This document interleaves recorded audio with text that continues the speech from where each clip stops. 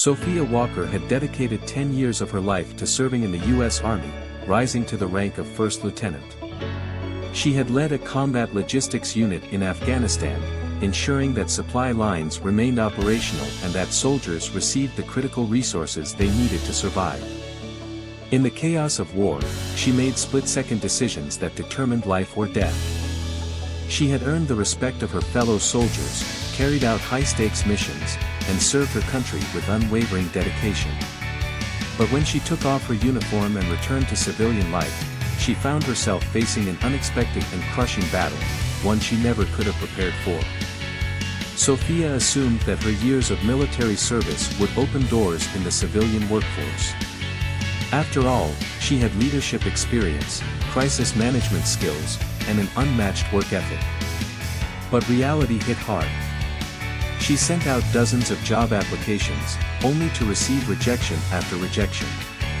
Some employers openly admitted that they were looking for candidates with industry experience, while others subtly suggested that military culture didn't align with their corporate environment. The word veteran on her resume seemed to be more of a liability than an asset. As weeks turned into months, her savings dwindled. Bills piled up. 3 days before she found herself at Trump's press conference, she came home to an eviction notice taped to her apartment door. The woman who had once led soldiers into battle was now struggling to decide between buying food and paying rent. That night, she turned on the television and saw President Trump speaking about job growth. But none of it mattered to her, because she, like so many veterans, felt invisible in the country she had fought to protect. And in that moment, she made a decision that would change everything. As Sophia Walker sat in her nearly empty apartment, staring at the eviction notice on her door, a sense of desperation set in. She had done everything right, served her country, led soldiers in combat, developed leadership skills that any employer should value. And yet, in the civilian world, none of it seemed to matter. She was drowning in rejection emails, labeled as unqualified, simply because her experience came from the military rather than a corporate office. That night, as she flipped through television channels, she landed on a live broadcast of a press conference featuring President Donald Trump. He spoke confidently about the economy, job growth, and opportunities for hardworking Americans. But for people like her, those words felt empty. She wasn't looking for statistics or promises, she needed action. Then, an idea struck her. A bold, reckless, and possibly disastrous idea. What if she confronted the president directly? What if she bypassed all the job applications, the recruiters, the hiring managers who saw her as nothing more than a risk? What if she walked straight into the press conference and made herself impossible to ignore? It was crazy. She had no invitation, no press credentials, no official reason to be anywhere near the event. Security would be tight, and she could be thrown out, or worse, arrested. But at that moment, she realized something. She had nothing left to lose. Determined, Sophia grabbed her worn-out coat, packed what little she had left in a small bag, and stepped out of her apartment for the last time. The freezing Washington, D.C. air hit her like a shockwave, but she pushed forward, fueled by nothing but sheer determination. As she approached the luxury hotel hosting the press conference, she saw the chaos of the media, reporters, photographers, security officers. She needed a way in. Thinking quickly, she approached a group of journalists from the Baltimore Sun, pretending to be part of the event's media coordination team. With a mix of confidence and quick thinking, she tricked them into revealing where the press entrance was. As they moved toward the wrong entrance, she slipped into the crowd and blended in with the swarm of reporters heading inside. She was in. Her heart pounded as she navigated the room, carefully avoiding security's watchful eyes. She took a seat in the last row, gripping the hem of her coat as the press conference began. The room buzzed with the sound of journalists typing furiously, cameras flashing, and Trump addressing the nation. Sophia waited, knowing she had only one shot. When the final question was asked, and Trump prepared to step away from the podium, she seized the moment. Without thinking, she stood up and spoke. "Mr. President, I need a job." The room fell silent. Heads turned. Cameras zoomed in. Security tensed. And just like that, Sophia Walker had made sure that, for the first time in a long time, someone had to listen. The moment Sophia Walker's voice cut through the silence of the press room, time seemed to stop. Journalists froze mid-typing. Cameras swung in her direction. Security personnel tensed, preparing to remove her from the premises.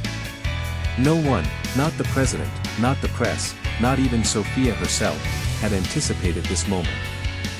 At the podium, Donald Trump raised an eyebrow, visibly caught off guard.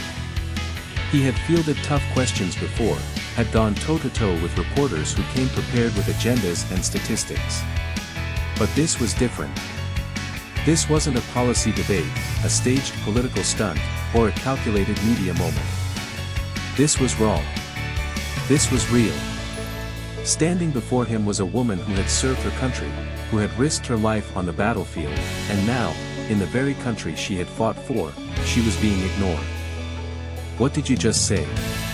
Trump's voice was sharp, not dismissive, but measured, gauging whether this was a setup or something genuine. Sophia didn't flinch. She had spent years making life-or-death decisions under pressure. She had led soldiers through chaos. Speaking to the President of the United States. That wasn't going to shake her. She squared her shoulders, looked him in the eye, and repeated herself. "I served this country for 10 years, Mr. President. I led a logistics unit in Afghanistan. I ensured that soldiers had what they needed to survive. But when I came home, I realized something: no one wants to hire a veteran. I've sent out dozens of job applications. Every single one was rejected. I'm not asking for pity. I just need a chance to prove that I'm worth something." The weight of her words settled over the room like a heavy fog. Some journalists exchanged glances. Others frantically typed, realizing that they were witnessing something historic. Trump crossed his arms, studying her.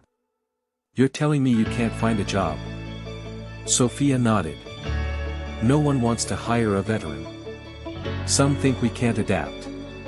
Others are afraid we're damaged. But do you know what hurts the most, Mr. President?" She took a deep breath, steadying herself. "We gave our youth, our strength, our lives for this country. And when we come back, this country turns its back on us." A murmur rippled through the crowd. Even Trump's closest advisors, normally quick to offer a scripted response, glanced at each other, unsure of what to do. This wasn't a talking point. This was a challenge. A plea. A moment that demanded action. Trump tapped his fingers on the podium, deep in thought. Then, in a move that no one saw coming, he stepped back from the microphone, folded his briefing papers, and locked eyes with her. "Come up here." The room collectively gasped. Reporters clutched their notebooks. Camera shutters clicked at a furious pace. Even the Secret Service agents, trained for every possible scenario, stiffened, unsure whether to intervene or let history unfold. Sophia's heart pounded. For a brief second, she hesitated. But then, like the soldier she had always been, she responded to the command. She moved forward, walking past rows of stunned reporters, past skeptical eyes, past the cameras that captured every single step. Trump remained standing at the podium, watching her. When she stopped just a few feet away, he spoke again. "You led a logistics unit. You handled personnel, crisis management. Do you think you could work in government?" The question hit her like a shockwave. She had prepared herself for rejection, for security to remove her, for someone to tell her she didn't belong here. But this? This was something she had never expected. Sophia met his gaze, steady and unwavering. "If you give me a chance, I will outwork everyone. I will prove that veterans are more than just soldiers. We have discipline. We have loyalty. We have a sense of duty that doesn't end when the uniform comes off. We don't need pity. We just need a way in. Trump nodded, as if making up his mind. He turned to one of his advisors. Do we have an open position at the Department of Veterans Affairs? The advisor hesitated, adjusting his glasses. We could look into it, sir, but the hiring process is. Trump cut him off. She's a veteran. That's the only resume I need. The room erupted. Reporters typed at lightning speed, news stations scrambled to break the story, and within minutes, headlines blared across social media. Breaking news: Trump hires veteran on the spot during press conference. Sophia felt her legs tremble. She had come here expecting to fight, to plead, to demand a chance. She never expected to win. Trump turned back to her, his voice firm. On Monday, you will report to the Department of Veterans Affairs. We need someone who understands the problems inside the system so we can fix them. And I believe no one is better suited for that job than someone who has lived through it. Sophia inhaled sharply, gripping the moment with everything she had. She straightened her posture and met his gaze. Thank you, Mr. President. I won't let you down. Trump smirked. Good. I expect you to keep that promise. The room exploded into a frenzy, phones ringing, journalists scrambling, cameras rolling. Sophia took a deep breath, realizing that this was just the beginning. She had won the opportunity. Now, she had to prove she deserved it. Monday morning arrived faster than Sophia Walker could have imagined. Standing in front of the Department of Veterans Affairs headquarters, she took a deep breath, staring up at the imposing government building. This was not a battlefield in Afghanistan. There were no bullets, no explosions, no life-or-death decisions to make in seconds. But this, she realized, was a battlefield of its own, one where the weapons were bureaucracy, indifference, and outdated policies that had failed the very people it was supposed to serve.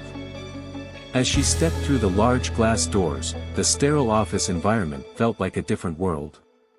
Phones rang, employees shuffled papers, and stacks of documents sat untouched on desks. The weight of inefficiency was palpable. She had been hired by the president himself, but that didn't mean she would be welcomed with open arms.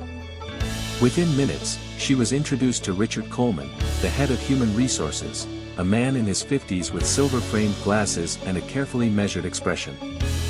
He barely hid his skepticism. You must be Sophia Walker, he said, glancing at her like she was an intruder rather than a new hire. I am, she responded firmly. Coleman crossed his arms. Let me be clear. This isn't the military.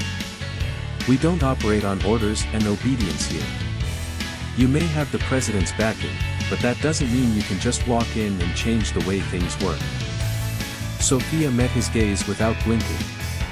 I'm not here to give orders. I'm here to work. Coleman smirked. Good, he said, then motioned to his assistant. Moments later, a towering stack of dusty, neglected files was dropped onto the desk in front of her. Then start with these. Sophia grabbed the files and opened the first one. As she flipped through the pages, her stomach twisted in anger. Some veterans had been waiting for over 3 years, some for over a decade, for benefits they desperately needed. Some cases had been denied for vague reasons like incomplete documentation, even when all required paperwork had been submitted multiple times. One case caught her eye, a Vietnam War veteran, Michael Turner, who had been injured in an explosion. He had filed for disability benefits in 2019. 4 years later, he was still waiting for an answer. Sophia clenched her jaw. She refused to let this become just another stack of ignored paperwork. She picked up the phone and dialed his number. After a few rings, an old, weary voice answered. Hello. Mr. Turner, my name is Sophia Walker. I'm with the Department of Veterans Affairs. I'm reviewing your disability claim, and I see it's been delayed for over 3 years. I wanted to reach out personally to see how I can help. A bitter laugh echoed through the receiver. 3 years? Sweetheart, I've been waiting 15. Sophia felt a lump form in her throat. Have you ever received any response? At first, yeah, he said, his voice thick with exhaustion. They told me to submit more paperwork. Then they told me it was under review. Then, nothing. I called hundreds of times. Every time, they told me the same thing, your file is under review. At some point, I just stopped calling. Sophia's grip on the phone tightened. The system had failed this man, just like it had failed thousands of others. Mr. Turner, she said, her voice filled with determination, I promise you, your file will not be ignored for one more day. She hung up and immediately stormed into Coleman's office, slamming the case file onto his desk. I need to know why a veteran has been waiting over a decade for benefits and still has nothing. Coleman barely looked up. Like I told you, the claims process is complicated. We receive thousands of applications every year, and this isn't a process, Sophia snapped. This is a failure. A few employees nearby turned their heads, sensing the tension. Coleman narrowed his eyes. You may have the president's backing, Walker, but you're not going to change the way things work here overnight. Sophia met his glare with unwavering intensity. No, I can't change everything overnight. But I can start today. Without waiting for his response, she grabbed the entire stack of backlogged cases and marched out of his office. By the end of that day, Sophia had reviewed over 100 cases, flagging the most urgent ones for immediate attention. She worked late into the night, reaching out to veterans who had been forgotten by the system. The next morning, she submitted a report directly to the White House, bypassing the usual slow-moving bureaucracy. The battle had begun. She knew she had made a powerful enemy in Coleman and the career bureaucrats who thrived in the system's inefficiencies. But she hadn't come here to make friends. She had come to fight for the men and women who had risked everything for this country, just as she had once done. This wasn't the battlefield she had trained for. But it was the one she had been called to. And retreat was not an option. Sophia Walker quickly realized that fighting bureaucracy was a different kind of war, one where the enemies weren't carrying weapons, but instead hid behind stacks of paperwork, endless policies, and an unwillingness to change. But if there was one thing she had learned in the military, it was that no mission was impossible with the right strategy. Her first step. She needed allies. Sophia reached out to veteran support organizations, non-profit groups, and anyone who had been fighting the same battle long before she arrived. She listened to their frustrations, took notes, and gathered hard evidence, stories of men and women left in limbo by a system that was supposed to help them. One of the first veterans she met was Hank Lawson, a Vietnam War veteran whose disability claim had been denied for 15 years due to insufficient documentation. When they met at a small cafe in Washington, D.C., Hank eyed her with skepticism, stirring his coffee slowly. You really think you can change the system, kid? His voice was rough, hardened by years of frustration and exhaustion. Sophia didn't blink. I don't think. I know. Hank let out a dry chuckle. People before you have said the same thing. Then they gave up. Sophia pulled out a folder and slid it across the table. I reviewed your case. I found 3 letters from 2010 that say your claim was under review. But the truth is, no one's touched your file in over a decade. Hank stared at the papers in disbelief. His hands trembled slightly as he flipped through them. Same old story, he muttered. And you think you can change that? Sophia leaned in. Not just for you. For thousands of others like you. But I need your help. Hank raised an eyebrow. Help with what? I need you to tell your story, she said. The more voices we raise, the harder it will be for them to ignore us. For a long moment, Hank said nothing. Then, slowly, he nodded. All right, kid. If you're willing to fight, I won't sit back and watch. Forcing Washington to listen. Next, Sophia turned to the media. She started contacting journalists, sending emails, making phone calls, and even waiting outside newsrooms to catch reporters in person. At first, most ignored her. Stories about veterans struggling with the system weren't new. They had been reported before, only to fade from public memory. But Sophia refused to be ignored. Finally, Rachel Miller, a journalist from the Washington Post, agreed to meet with her. Rachel leaned back in her chair, arms crossed, skepticism written all over her face. "What do you want from me?" she asked. Sophia met her gaze without hesitation. "I want you to expose the truth. The system is failing the very people who risked their lives for this country. I have evidence. I have witnesses. I just need you to bring their stories to the public." Rachel was silent for a long moment, then reached forward and took the folder of documents Sophia had brought. "I'll look into it," she said. It wasn't a promise, but it was a start. Pushing from within. Meanwhile, inside the Department of Veterans Affairs, Sophia continued to disrupt the status quo. She demanded a review of the longest delayed cases and personally worked with staff to expedite the most urgent claims. But not everyone was on her side.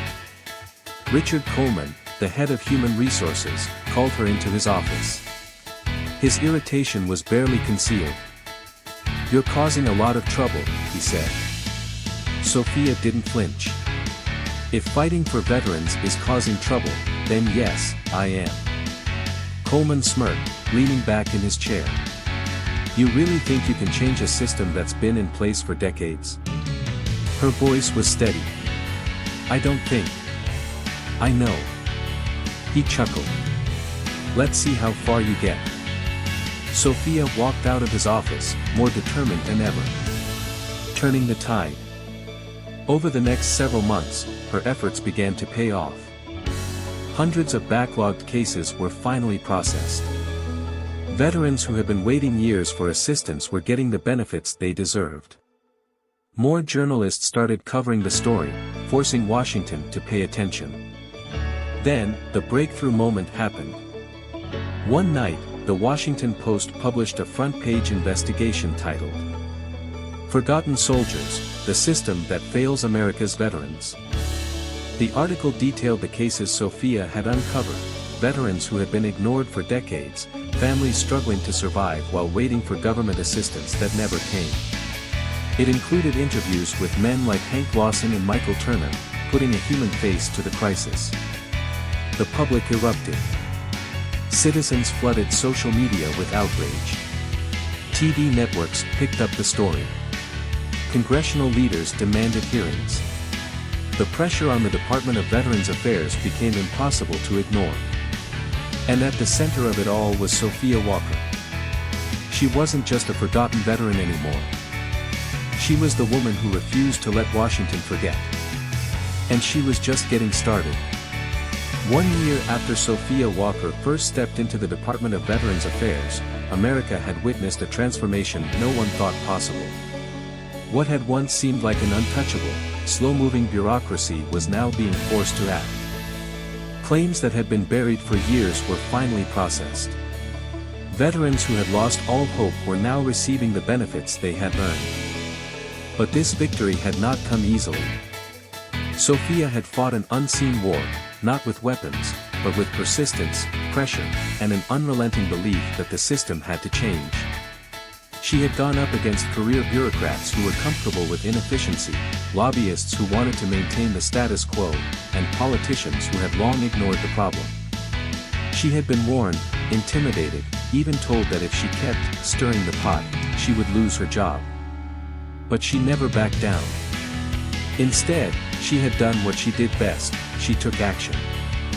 She had used the power of the media to expose the truth. She had met face-to-face with struggling veterans, documenting their stories and turning public outrage into an unstoppable force. She had partnered with nonprofits, rallied private sector businesses, and created new job opportunities for those who had once been forgotten.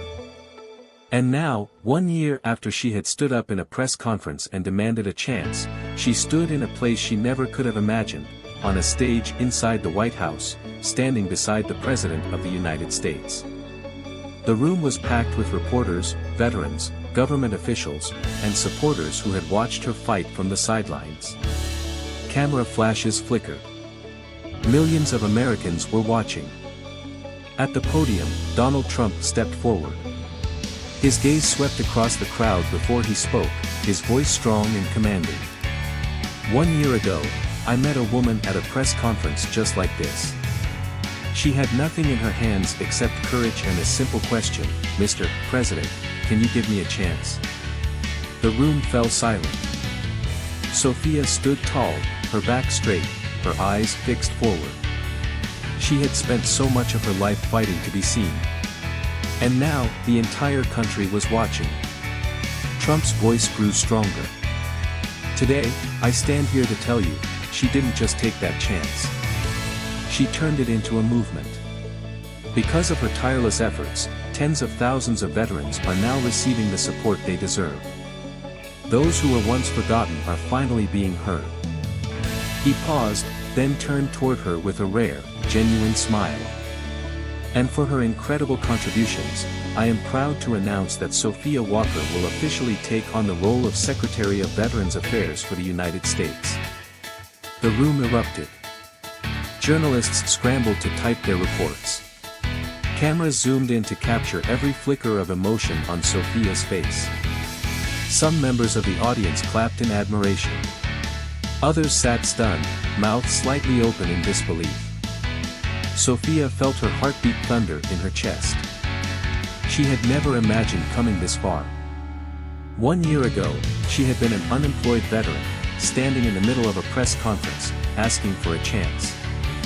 Now, she wasn't the one asking anymore. She was the one leading.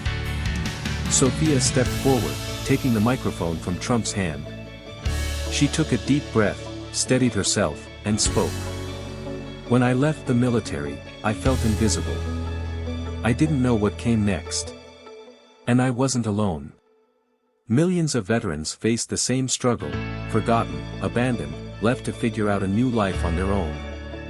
She paused, then looked straight into the cameras, as if speaking directly to every veteran watching from home. "But I stand here today to tell you, you are not invisible. We will fight to ensure that every soldier who leaves the military has a clear path forward. This is not the end. This is just the beginning." The applause thundered. That night, news of Sophia's appointment dominated every major headline. Social media exploded with reactions, some celebrating the decision, others questioning whether an outsider could truly fix such a broken system. But to Sophia, none of that mattered. What mattered were the messages flooding her inbox, letters, emails, phone calls from veterans across America. One letter stood out. It was from a young soldier, preparing to leave the military. His words were simple, but they hit Sophia harder than anything else. "Because of you, I'm no longer afraid of what comes next." Sophia sat in her new office at the Department of Veterans Affairs, holding the letter in her hands. Her fight was far from over. But this time, she wasn't fighting alone. She had started a movement. And it was only going to grow stronger. Sitting alone in her new office, Sophia Walker gazed out the window of the Department of Veterans Affairs. The Washington, D.C. skyline stretched before her, but her mind wasn't on the towering buildings or the political power that surrounded her. She was thinking about the countless veterans whose voices had been ignored for too long. The past year had been a whirlwind. She had gone from being an unemployed veteran struggling to find a job to becoming the Secretary of Veterans Affairs. She had walked into a bureaucratic system designed to slow progress, and she had forced it to move. But she knew this wasn't the end of the fight. It was only the beginning. On her desk sat a stack of letters from veterans across the country. Some were thank you notes, others were desperate pleas for help. One letter, written in shaky handwriting, caught her attention. "I thought my life was over when I left the military. But because of you, I have hope. Thank you for fighting for us." Sophia set the letter down, exhaling deeply. hope. That was what had been missing from the system for so long. Veterans didn't just need benefits, they needed to know they still mattered. They needed to know that the country they served hadn't forgotten them. Later that afternoon, she stepped into a press briefing, where reporters were eager to hear her vision for the Department of Veterans Affairs. The room fell silent as she walked to the podium. "I am not the only one who has ever felt forgotten," she began. "Millions of veterans out there are facing the same struggles. They sacrificed. They fought. But when they came home, they had to start over from nothing. That is not acceptable." She looked straight into the cameras, knowing that somewhere out there, another struggling veteran was watching. If you know a veteran who is struggling, listen to them. If you have the chance, help them. If you believe that those who gave their youth to protect this country deserve a second chance, then stand with us. Raise awareness. Make sure no veteran is left behind. A heavy silence filled the room. Some reporters nodded. Others furiously typed, knowing that this wasn't just another press conference, this was a call to action. As Sophia walked out of the room, she knew one thing for sure. She had fought her way into this battle. And now, she was going to win it.